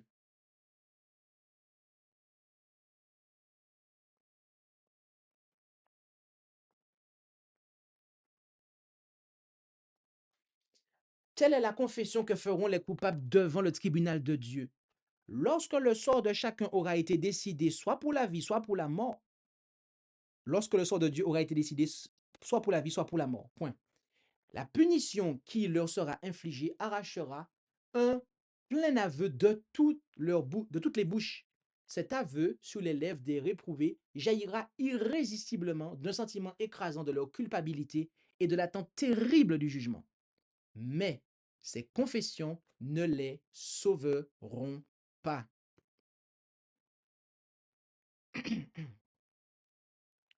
Beaucoup, semblables à Akan, se rassurent par la pensée que s'ils peuvent cacher leurs transgressions aux hommes, Dieu ne leur en tiendra pas compte. Ces péchés les retrouveront bel et bien un jour, mais trop tard, hélas. Et cela quand ils ne pourront plus être expiés, ni par sacrifice, ni par offrande. Quand les registres du ciel seront ouverts, ce ne sera pas en parole que le grand juge déclarera leur culpabilité aux impénitents. Non, je rajoute le nom, c'est moi qui mets le nom. Son regard accusateur, en pénétrant, rappellera si vivement à leur mémoire chacun des actes et chacune des circonstances de leur vie qu'il ne sera pas nécessaire, comme au temps de Josué, de rechercher les coupables de tribu en tribu, de clan en clan, de famille en famille. De leurs propres lèvres, ils confesseront leur honte. Les péchés qui avaient échappé à la connaissance des hommes seront proclamés devant le monde entier. Bien-aimés, à quoi cela sert-il de cacher nos fautes? Avons-nous envie qu'ils soient dévoilés au monde, en fait, au final? Faisons un calcul simplement mathématique, en fait. Il vaut mieux en finir tout de suite. Il vaut mieux en finir tout de suite. Il vaut mieux en finir tout de suite, mon ami. Élimination d'Akan et des siens. Avez-vous noté pourquoi tous ceux qui furent unis à Akan furent eux aussi l'objet du châtiment de Dieu? C'est une très bonne question, en fait. Déjà, est-ce que vous l'aviez noté? Que ses parents, ses enfants, tout le monde, tous ceux qui étaient autour de lui, ils ont tous subi avec lui. Est-ce que vous savez pourquoi? Vous pensez peut-être que Dieu est injuste. Mes amis, prêtez bien attention à ce qui va suivre. Parce qu'il y a matière à se remettre en question. Ce fut parce qu'ils n'avaient pas été préparés ni éduqués en accord avec les instructions données dans la grande norme de la loi de Dieu. Donc là, référence faite aux enfants. notamment d'Akan. Et c'est aussi valable pour les parents. Les parents d'Akan avaient éduqué leur fils de telle façon qu'il se sentait libre de désobéir à la parole du Seigneur.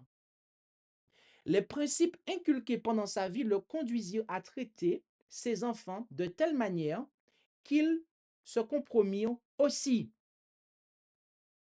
L'esprit agit et à son tour influe sur d'autres esprits.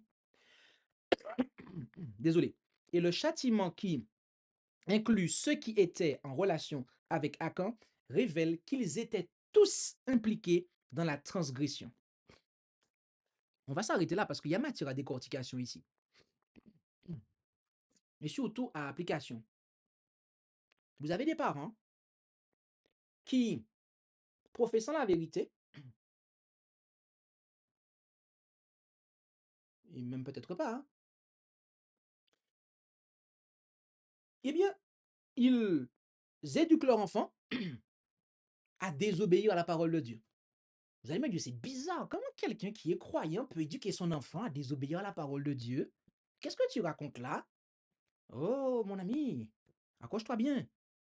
Lorsque vous avez des parents qui ne corrigent pas leurs enfants, qui laissent leurs enfants faire ce qu'ils ont envie de faire,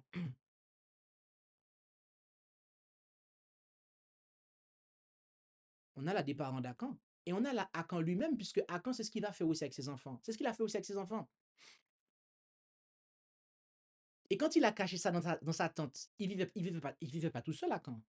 Vous savez dire que toute sa famille a vu qu'il a caché ça, en fait. Et ils n'ont pas ouvert leur bouche.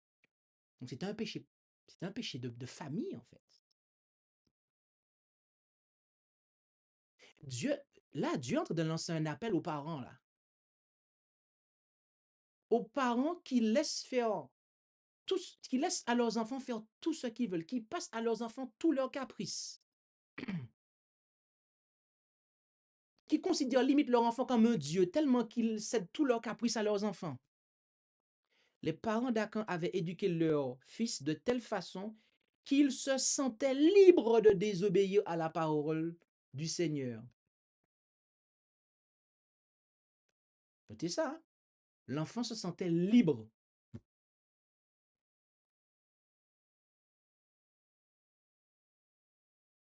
Les principes inculqués pendant sa vie le conduisirent à traiter ses enfants, à Akan, de telle manière qu'ils se compromirent aussi.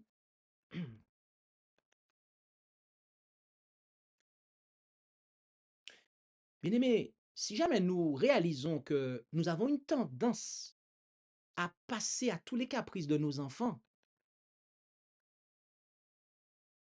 il y a un vrai problème.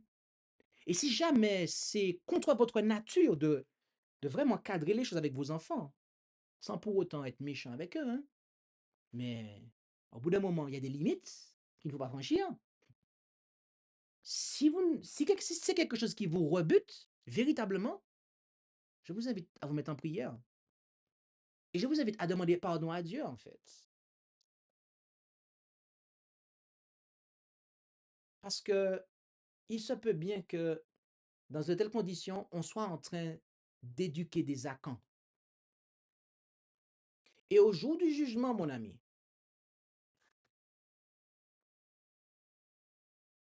nos enfants seront perdus, mais le grand juge regardera aux parents qui seront les responsables de la perte de cet enfant puisqu'ils auront mal éduqué l'enfant et eux aussi perdront leur salut en fait. Est-il possible que parmi nous, il y ait des parents comme cela? Est-ce que c'est possible? Est-ce que c'est possible?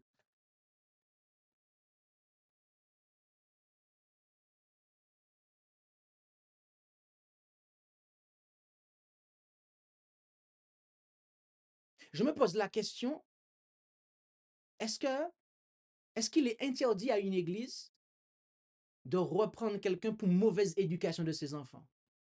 Quand on voit que la personne passe tous ses caprices à ses enfants, est-ce qu'une église peut reprendre à le droit?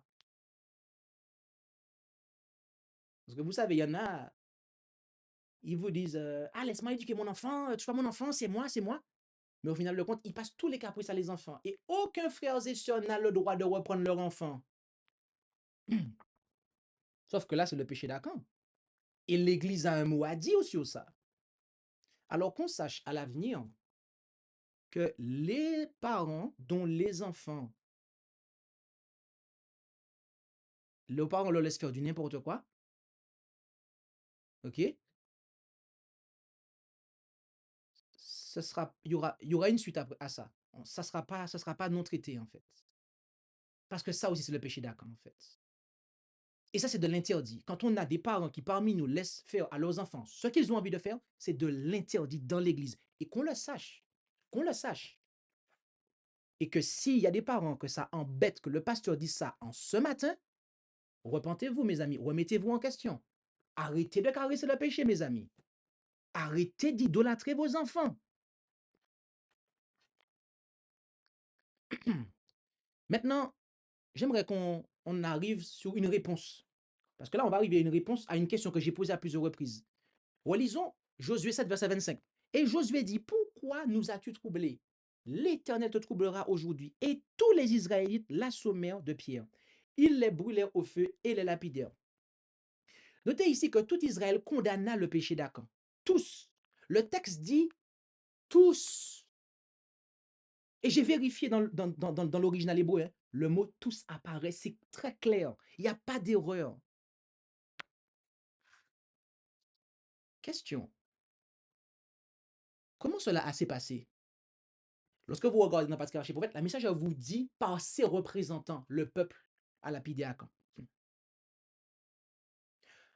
Lorsqu'on est en comité, que l'Église a voté un comité, l'Église vote un comité pour prendre les décisions à sa place. Et que le comité, en fait, ok, que le comité ne prend pas que tout le comité prenne la bonne décision, on peut dire que l'Église a fait, d'accord? L'Église a sanctionné le péché. Maintenant, lorsqu'une Église n'est pas encore au stade de comité, mais plutôt en réunion de vie d'Église, et que de ce fait, tous les membres ont un mot à dire, et que vous avez en fait 80% d'une Église qui dit ça, c'est pas bon, et puis vous en avez qui font abstention, voire même qui refusent, qui disent non, on n'est pas d'accord en fait. Alors que il a été clairement démontré qu'il y avait en fait une continuité dans la transgression en fait. Et que en fait, c'était pas une vraie repentance, tout comme à Caen. Et que malgré ça, il y a encore des gens qui s'abstiennent. Qu'est-ce que c'est que ça en fait? Qu'est-ce que c'est que ça? Attendez, permettez-moi de relire. Et tous les Israélites l'assommèrent de pierre. Autrement dit, tout Israël condamna le péché d'Acan. Attendez, si tout Israël condamna le péché d'Acan,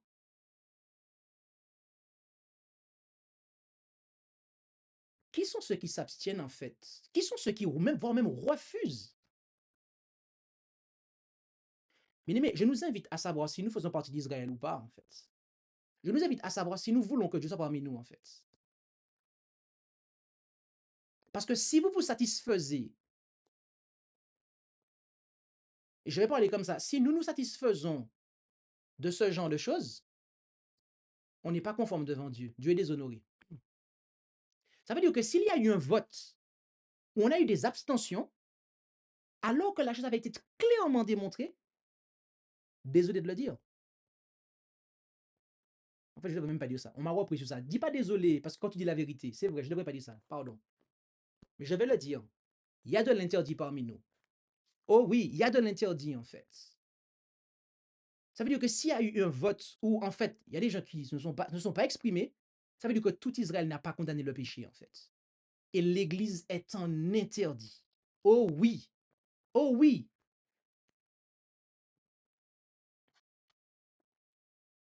Vous pourrez me dire, mais qu'est-ce que tu racontes là, en fait? Vous pourriez me dire ça. Mes amis, faites attention quand vous me dites ça. Et ne prenez aucune part aux œuvres infructueuses des ténèbres, mais bien plutôt condamnez-les. Bien aimé, ceux qui ne condamnent pas les mauvaises œuvres y prennent part. Ça veut dire que quand on est arrivé au stade de Matthieu 18 où la chose est mise devant l'assemblée et que il y a tout le alors que la chose a, je précise, alors que la chose a clairement été démontrée et que tout le monde ne s'est pas exprimé pour condamner la chose, il y a un problème en fait. Et on n'y prend pas. On n'y prend pas. Et ça, on ne peut pas se satisfaire de ça en fait.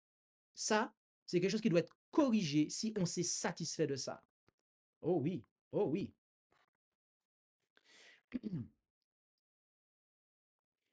L'esprit de haine à l'égard de la réprimande ne cesse de croître. On considère qu'il n'est pas charitable de traiter franchement et fidèlement les égarés.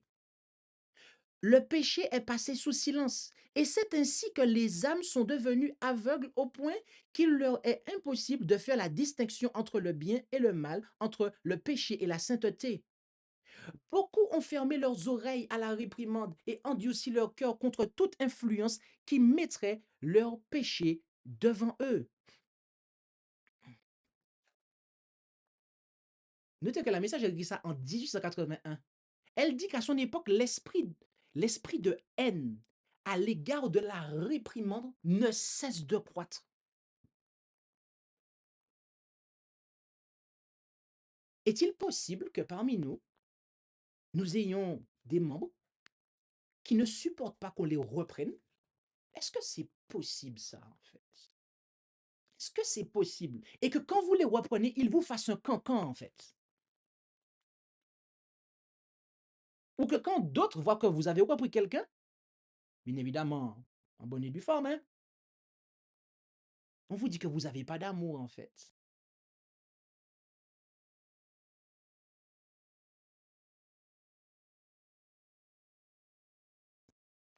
Lorsqu'on fait ça, la message a dit, le péché est passé sous silence, et c'est ainsi que les âmes sont devenues aveugles au point qu'il leur est impossible de faire la distinction entre le bien et le mal. On est responsable du fait qu'il y ait des gens parmi nous qui ne savent pas distinguer entre le bien et le mal. Beaucoup ont fermé leur oreille à la réprimande et endurci leur cœur contre toute influence qui mettrait leur péché devant eux.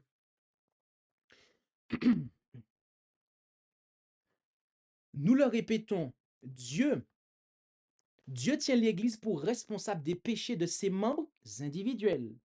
Lorsque la froideur et le déclin spirituel existent, le peuple de Dieu devrait mettre de côté son orgueil, sa confiance en soi et son exaltation et devrait venir au Seigneur dans la tristesse et l'humilité, non pas en l'accusant d'injustice, mais en cherchant la sagesse pour comprendre les péchés cachés qui ferment, oui, sa présence.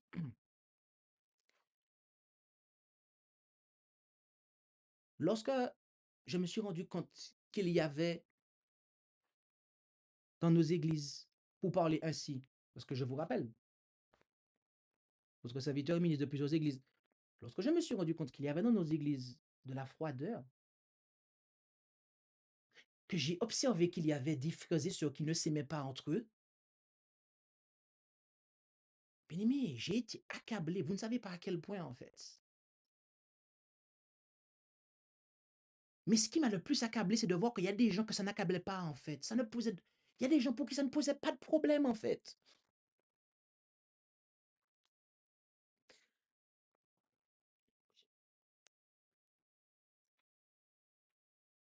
L'orgueil, la confiance en soi, l'exaltation. Pas d'humilité en fait, pas d'humiliation en fait. Tout semblait être correct.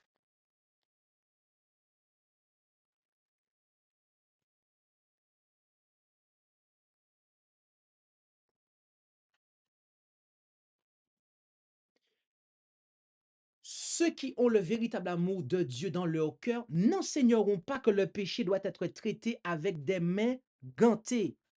Notez bien ici, elle dit le péché. Hein. On doit parler doucement avec la personne.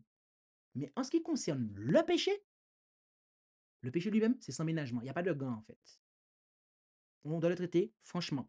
Les paroles de Dieu à Josué contiennent une leçon solennelle pour tous ceux qui professent être disciples du Christ. Je ne serai plus avec vous si vous n'exterminez pas du milieu de vous l'interdit. J'aimerais partager quelques notes. Reprendre son frère, un devoir trop souvent négligé. Et ces notes-là, c'est vraiment des notes, hein. Je vous invite, une fois que la vidéo est publiée, à aller télécharger le PDF et à aller examiner les textes, pour ceux qui ne connaissent pas ces notes-là. Dieu et Jésus nous reprennent par amour. Le chrétien a donc le devoir de reprendre celui qui pêche. S'il ne le fait pas, c'est qu'il n'aime pas son frère. Dans ce cas, aux yeux de Dieu, il est aussi coupable que le fautif. J'ai observé que dans nos églises, nous avons des membres qui se refusent à reprendre les gens, en fait. Et j'étais surpris de voir comment c'est répandu dans plusieurs de nos églises.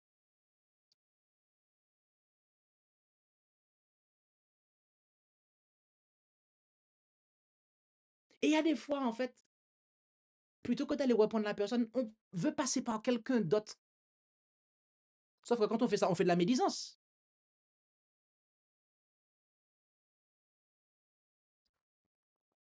Et là, je me suis rendu compte qu'il n'y avait pas d'amour, en fait. Je me suis rendu compte qu'en fin de compte, et soi-disant, on le fait parce qu'on a le zèle pour Dieu, hein. Ah oui, mais il fait ça, mais c'est pas bon, et compagnie, et compagnie. Soi-disant, on défend Dieu. Ouais. Mais pourquoi vous reprenez pas la personne, en fait? Vous n'êtes pas un même monde, non? Vous n'êtes pas qu'à reprendre lui.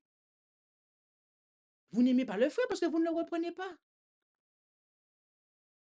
Ça aussi, c'est de l'interdit, en fait. Parce que dans ce cas, aux yeux de Dieu, on est aussi coupable que le fautif. Si vous le reprenez, au moins, il aura l'opportunité de dire, ah, j'ai mal agi, ok, merci, merci Seigneur, merci Dieu, merci mon frère, ma soeur.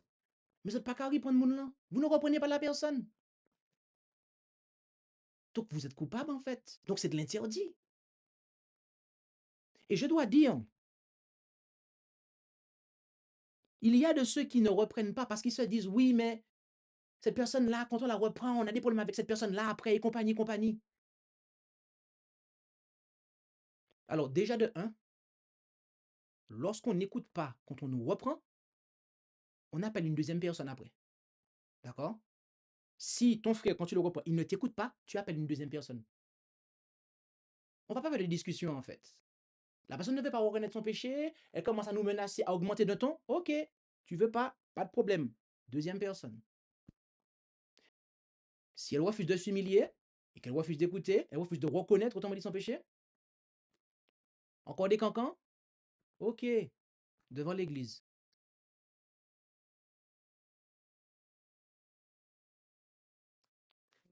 Je le répète, c'est de l'interdit que de ne pas reprendre quelqu'un. Car c'est un devoir. C'est un devoir. Cela, bien-aimé, doit disparaître.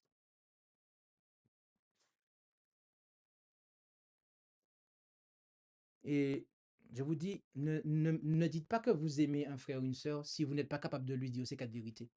Ne dites pas ça. Ne dites pas ça.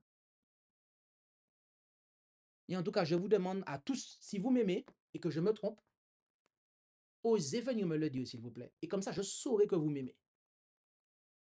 Mais si plutôt que de venir me le dire, vous êtes capable en deux mois, vous parlez dans mon dos, à ce moment-là, non. Et ça, c'est pas là pour tout le monde, en fait. Pour moi, pour le frère, la sœur, soyons clairs sur ça, en fait.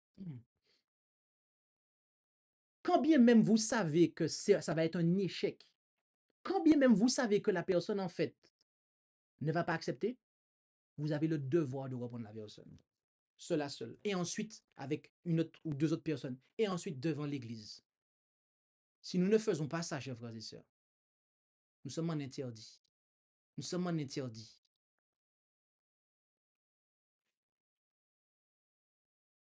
La radiation dans l'Ancien Testament, on voit les raisons ici, d'accord? Donc l'idolâtrie, le faux enseignant, le faux témoin, le rebelle, adultère, voleur, oppresseur, ok? Tout ça, c'est de l'interdit, en fait, hein, au passage.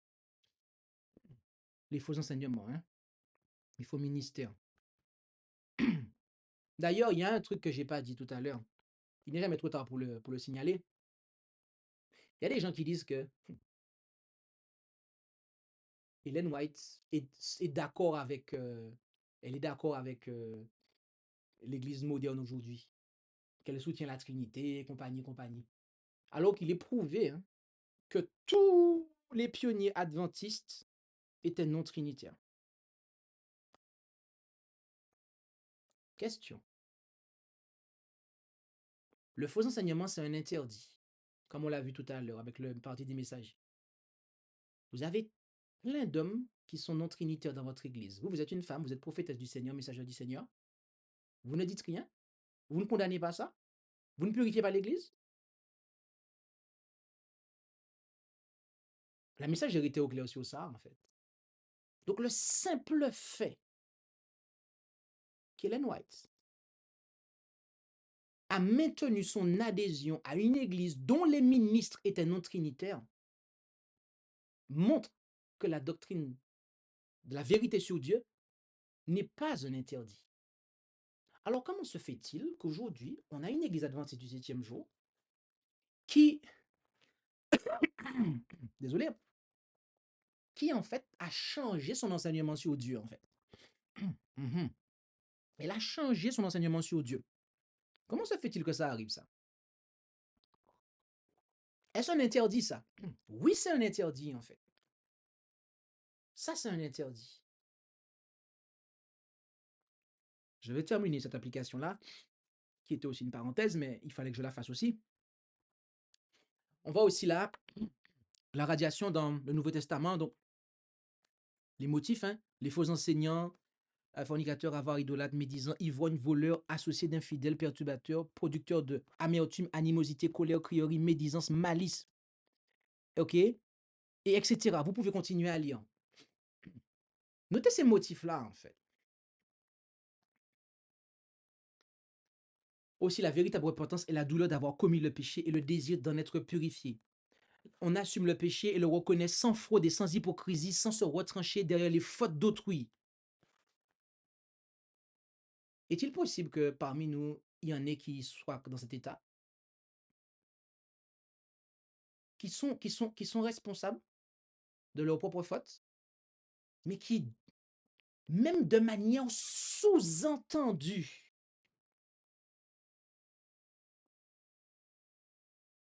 se retranchent derrière les fautes d'autrui pour cacher leurs propres interdits? Est-il possible que ce soit parmi nous, ça? La vraie repentance n'est pas la crainte des conséquences de son péché. La véritable confession reconnaît les péchés commis sans se victimiser. N'excuse, n'atténue pas les péchés commis. Invite à ne pas faire la même chose. Ok? Et l'absence de véritable repentance, comme on l'a vu durant toute cette présentation, est le motif de la radiation. Sans véritable repentance, ce qui implique une confession véritable de la part du membre devant elle, l'Église doit procéder à sa radiation puis travailler à sa conversion avant son rebaptême. En conclusion, 2 paragraphes, 2 citations. Achan avait nourri la convoitise et la tromperie dans son cœur, jusqu'à ce que sa perception du péché soit émoussée, et il tomba comme une proie facile dans la tentation. Ceux qui s'aventurent à s'adonner à un péché connu seront plus facilement vaincus la seconde fois. La première transgression ouvre la porte au tentateur, et lui, graduellement, abat toute résistance et prend totalement possession de la citadelle de l'âme. Achan avait écouté les admonestations fréquemment répétées contre le péché et la convoitise. La loi de Dieu, sans équivoque et certaine, interdisait le vol et la tromperie sous toutes ses formes, mais il continua d'héberger le péché. N'ayant pas été découvert et réprouvé publiquement, il devint plus osé. Les avertissements eurent chaque fois moins d'effet sur lui, jusqu'à ce que son âme resta attachée par des chaînes d'obscurité.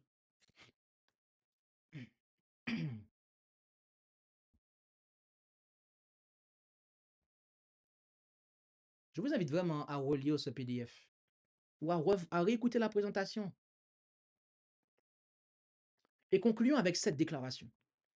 Nous devons remettre nos cœurs à Dieu afin qu'il nous renouvelle et nous sanctifie et qu'il nous prépare à sa cour céleste. Nous ne devons pas attendre un moment particulier, mais aujourd'hui, mon ami, aujourd'hui, sabbat, samedi 9 mars 2024. Aujourd'hui, mon ami, aujourd'hui, pas demain, aujourd'hui. Eh bien, nous devons nous donner à lui en refusant d'être les serviteurs du péché.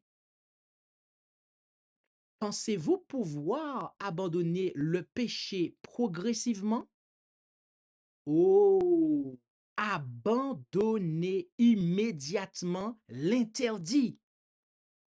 Arrivé à ce stade, normalement, vous comprenez pourquoi, en fait, ce titre a été donné à cette présentation. Parce qu'en fait, Akan, c'est comme ça qu'il a commencé. Oui, on procrastine. On continue à être dans le péché, mais on procrastine de l'arrêter, en fait. Sauf que la procrastination, en fait, dans la séparation avec le péché, aboutit dans l'endurcissement. Et au final de compte, après, vous n'êtes plus capable de repentance. À terme, vous ne serez plus capable, on ne sera plus capable de repentance à terme. Donc, quelque chose qu'on sait qui est un péché, on ne doit pas se dire, ah, je vais l'arrêter progressivement, demain ou après-demain. Je laisse le temps passer. Là, j'ai pas le. Mes amis, mais c'est comme ça que ça commence en fait. Quand il a été lapidé, Akan était à la fin de ce processus-là, en fait. Oui, c'est pour ça que certains pourraient se dire, mais mon titre n'était pas correct. Mais non, c'est que tu n'as pas compris. Quand il a été lapidé, Akan était à la fin de ce processus. Mais comment ça a commencé? C'est qu'il a procrastiné, en fait, dans l'arrêt du péché. C'est pour ça que Akan, il est le symbole véritablement aussi de ceux qui sont conscients de leur péché, mais qui disent, qui remettent à plus tard, qui disent, ah, on va l'abandonner progressivement, en fait. Mes amis, l'interdit doit être abandonné immédiatement, en fait. Immédiatement. C'est pour ça qu'il n'est pas compréhensible que des gens s'inscrivent dans une abstinence à prendre le souper du Seigneur. Ce n'est pas compréhensible. Avec la pensée de Dieu, c'est pas compréhensible. Tout en continuant dans des fonctions dans l'Église. Il y a quelque chose qui va pas. Il y a quelque chose qui va pas. Mon ami, il y a quelque chose qui va pas. Et aujourd'hui est le jour du salut, mon ami. Qui que tu sois, membre d'église ou pas, mon ami, aujourd'hui est le jour du salut. Aujourd'hui est le jour du salut, mon ami. Demain ne t'appartient pas. Demain ne t'appartient pas. Et prête avec moi attention à ce qui suit. Haïssez les choses que le Christ hait. Aimez les choses que le Christ aime.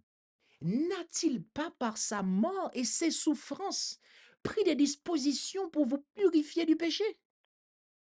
Lorsque nous commençons à réaliser que nous sommes pécheurs et que nous tombons sous le rocher pour être brisés, les bras éternels nous entourent et nous sommes rapprochés du cœur de Jésus. Nous serons alors charmés par sa beauté et dégoûtés par notre propre justice. Nous devons nous approcher du pied de la croix. Plus nous nous y humilierons, plus l'amour de Dieu nous apparaîtra exalté. Mon ami, il y a une bonne nouvelle dans ce message quand même. Et oui, il y a une bonne nouvelle qui a été gardée à la fin pour chacun d'entre nous.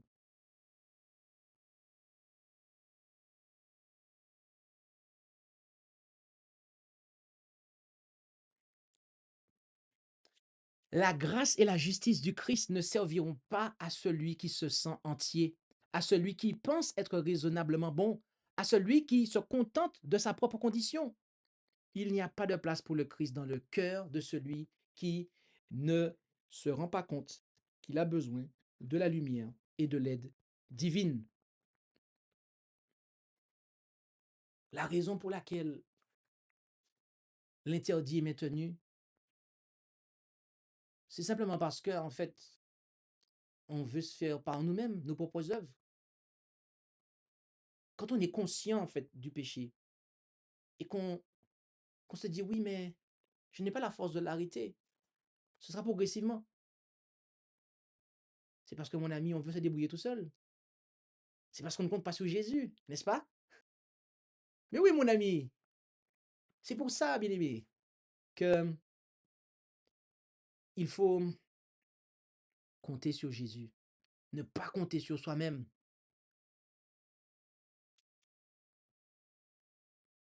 Plaise à Dieu que cette présentation puisse avoir son effet. Elle aura son effet. Certains seront mécontents et s'en iront. D'autres l'accepteront et seront purifiés et glorifieront Dieu.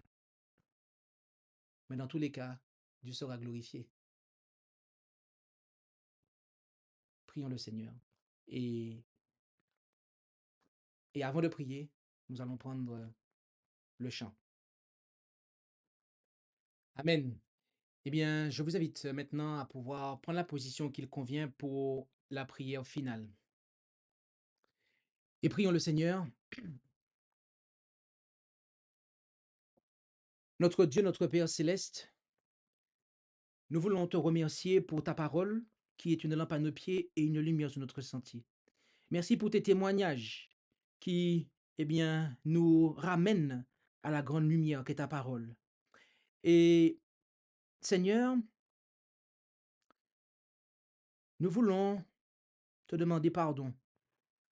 Pardon si,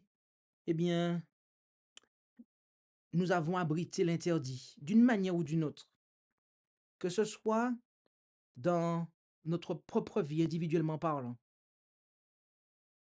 mais aussi en ne prenant pas une position claire à l'égard de l'interdit chez l'autre. Que tu puisses, nous aider à nous réveiller aujourd'hui et à nous réformer. Aide-nous à comprendre que ce n'est pas un bon calcul, absolument pas bon du tout, que de se dire qu'on va arrêter de pécher progressivement. Car c'est ainsi que commence le chemin d'un endurcissement définitif. Aujourd'hui est le jour du salut.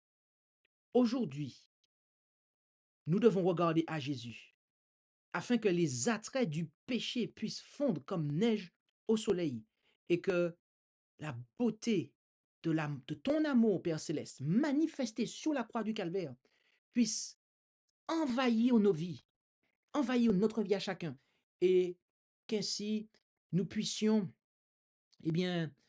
être déterminés à ne plus être les serviteurs de Satan. Père Céleste, que ton nom soit exalté et ton amour accepté. Bénis chacun d'entre nous et nous t'en prions au nom et par les mérites de Jésus. Amen. Merci d'avoir écouté cette présentation avec intérêt. Pour plus d'informations, consultez notre site internet lereste.org et suivez-nous sur Facebook ainsi que sur YouTube à @lereste.